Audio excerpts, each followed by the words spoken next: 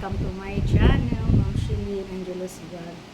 Ito, so, katatapos ko lang mag-vlog ng niluto kong sinabawang tuna ulit, yung yellowfin tuna. Yan ang lagi kong niluluto ngayon, mga sinabawan, ganyan. Almost, hindi naman everyday, siguro every, mga minsan kasi nakakasawa din, so nag-iiba-iba rin ako ng gulay. Kasi yung everyday ako nagugulay, pero iba-iba. So ito, siguro mga 3 times a week. So, ang mahal talaga ng yellowfin tuna. Alam ko yun guys, na mahal ang yellowfin tuna. Lalo yung binibili ko sa Fravel. Kasi yun ang hinahanap ko talaga, yung walang tinik. Yun, kahit siya mahal, walang tinik. Pero kahit mahal siya, guys, tinitipid ko siya. Niluluto ko siya ng 4 na beses. So, small amount lang ng fish. Total, halos ako lang naman din ang kumakain. Yung anak ko, hindi pa kumakain ng yung gulay. Hindi siya kumakain ng ganitong sinabawang gulay. Yun, mapili talaga yun.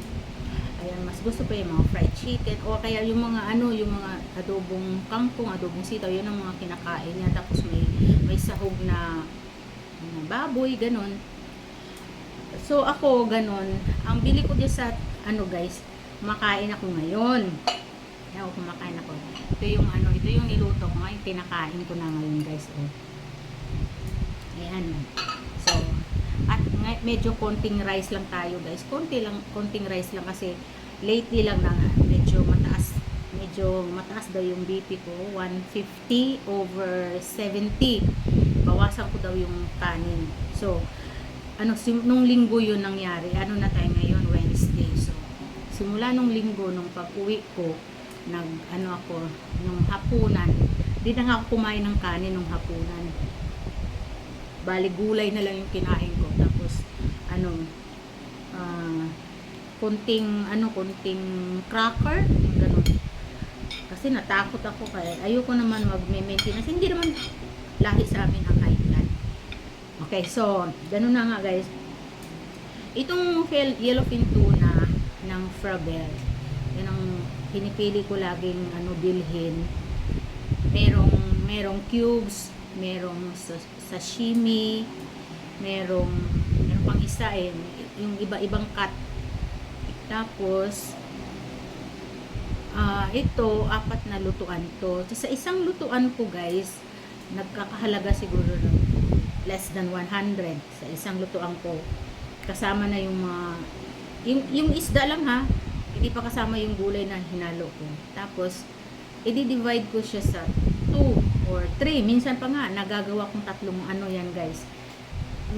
So kung natin sa 3, nasa more or less nasa 20 plus pesos, 20 pesos plus yun yung pinakain ko sa ulam. Kaya ang laking tipid guys, kahit na 385 ang isang balot ng yung itong yellowfin tuna.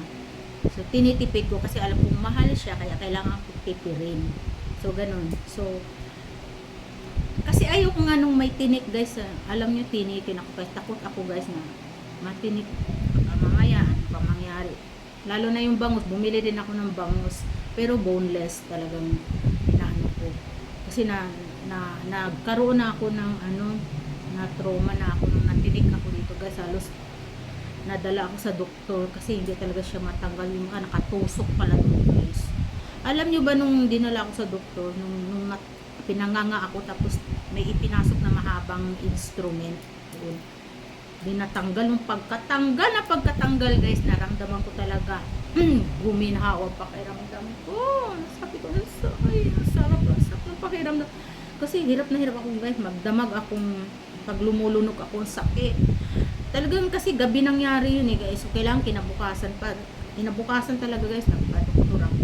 Kaya ingat na ingat ako talaga sa mga tinik-tinik na bumibili pa naman ako yung mga yung anak ko, pinapakain ko kasi gusto rin niya yung mga pritong bangus.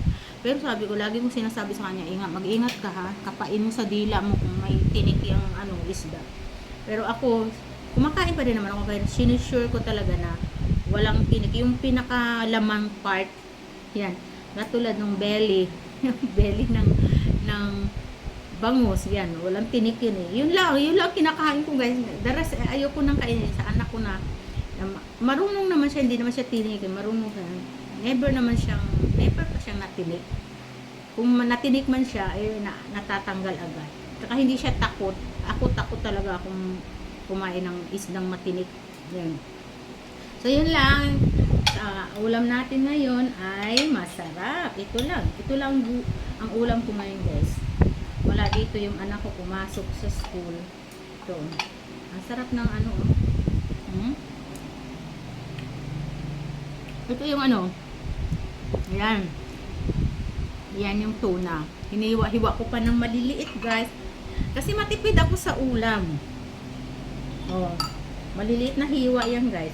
Ang laki pa nung natira. 4 na araw ko pang ano yun. Bubunuin. Tapos anuhin ko yung kakainin ko ng sa isang lutuan kakainin kong tatlong kainan. Sa isang lutuan ko bali 4 na lutuan yan. Sa unang luto ko hanggang 3 days yan. Bawa ngayon, lunch. Mamaya, hapunan. O, dinner. Tapos may kinabukasan pa yan guys. Yung may matira doon. Uulamin ko, yun lang. Kaya, tipid ako. Yan. So, yun lang guys. Thank you for watching. Share ko lang sa inyo. God bless. Bye.